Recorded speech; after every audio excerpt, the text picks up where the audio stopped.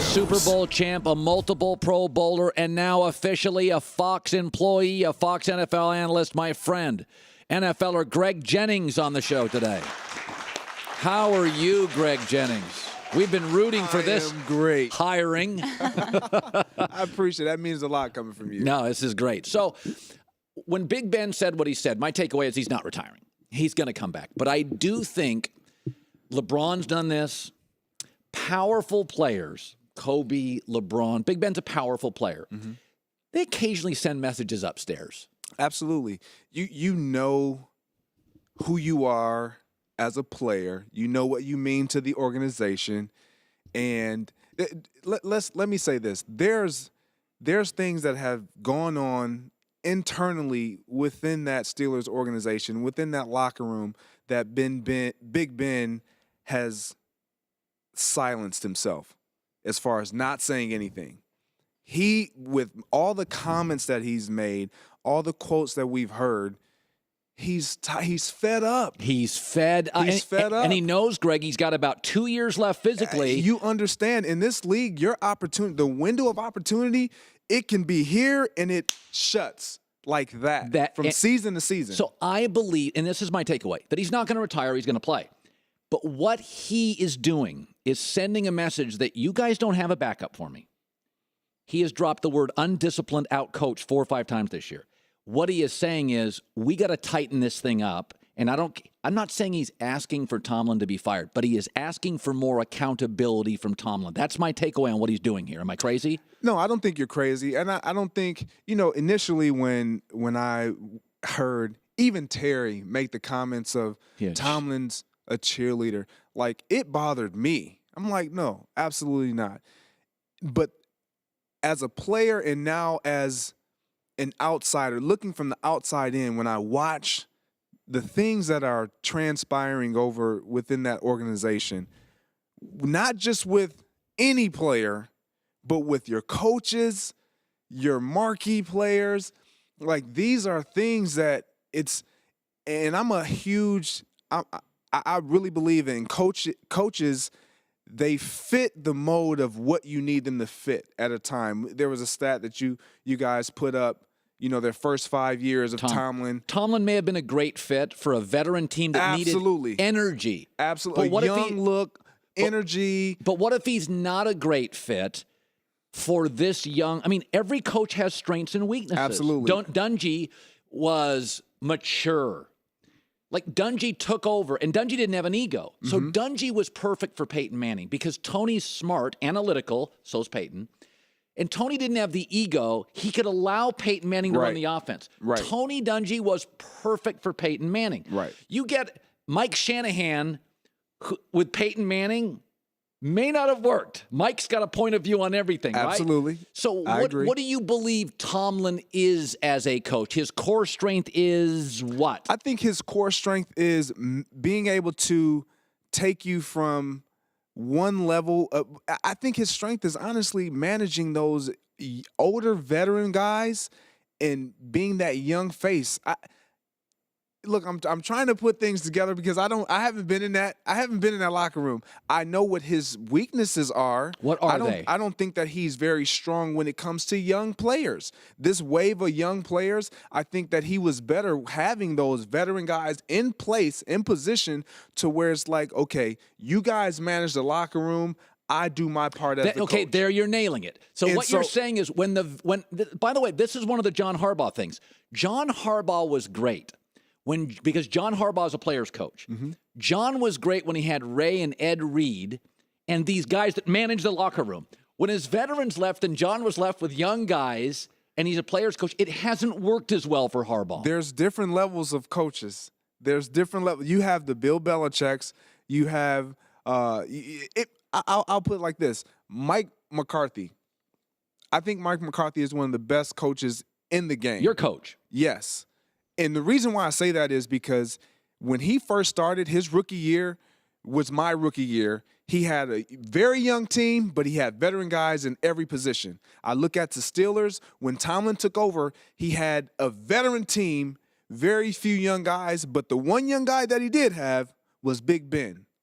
Big Ben, the year before they won it, I was watching Beyond the Glory, Jerome Bettis. He throws a pick in one of the playoff games, and Bettis is pissed. He's like, I was so close to winning a Super Bowl. Bettis retires. Ben takes the ownership and says, you know what? That was on me. I will not let that happen again. If you come back, we'll win it. He understood what it meant for the veteran guys, so he followed suit. He did whatever it took. He's now the veteran guy. Mike McCarthy understood what the role he had to play when he first took over as a young coach with a Brett Favre, with the Charles So what Woodson, you're saying Al with Harris. Tomlin is you question when the team gets young, he may not be a perfect fit for a young team that needs structure. I don't think he is the perfect fit for a young team.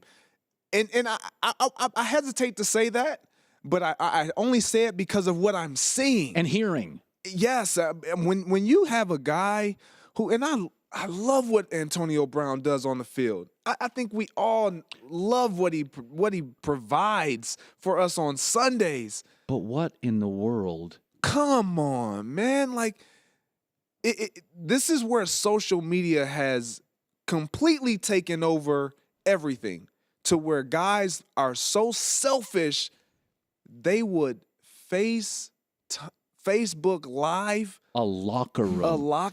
So let me ask you this. If you were in that locker room and you saw a teammate doing that, could you say, dude, shut it down? What if it's a big imposing player that does it? Or would you as a veteran be comfortable saying, dude, shut? Absolutely. Without a doubt. Without hesitation. What are you doing? Man, put that phone down. You don't even record, because you know there's things that are said post-game and pre-game. That's like him Facebook Live in the pre-game speech. It's like turning it on at your house when you're... It's all about self-promoting, branding, and that's fine in your own time. But right now, this is not the time. There are certain times you do that. And I'm saying all this because what we're hearing from Big Ben is, I'm tired of this. Stop. Like, there was a line. And they crossed it. There was a line that used to be drawn, and I think that line was established because of that Dick LeBeau, that old school Steeler mantra mystique. But Tomlin's there.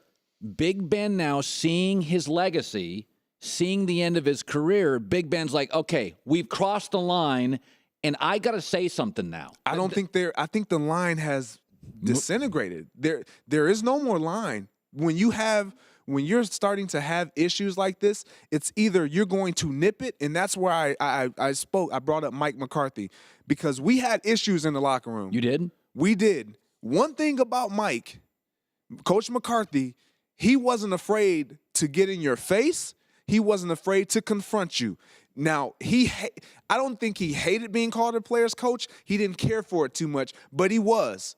But he was also the coach that you needed, that he could be a player's guy, but he also is not going to just let players do whatever they want to do. Yeah, that tends to be my knock, is that Mike has too much player left in him. And that, by the way, I've never asked for him to be fired. I don't think he's a terrible coach. What I have said time and time again is, as the game has become more surgical, players, coaches have limitations. Like, this game now is just surgery, precision, accuracy, and that's...